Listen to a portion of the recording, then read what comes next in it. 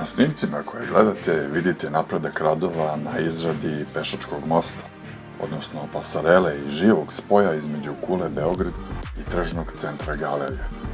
Pošto Kula Beograd treba da bude završena u relativno kratkom roku od narednih mjeseci, vreme je da se radi na ovoj pasareli, koja je oduvek bila deo projektovanog rješenja Kule Beograd i tržnog centra Galerija.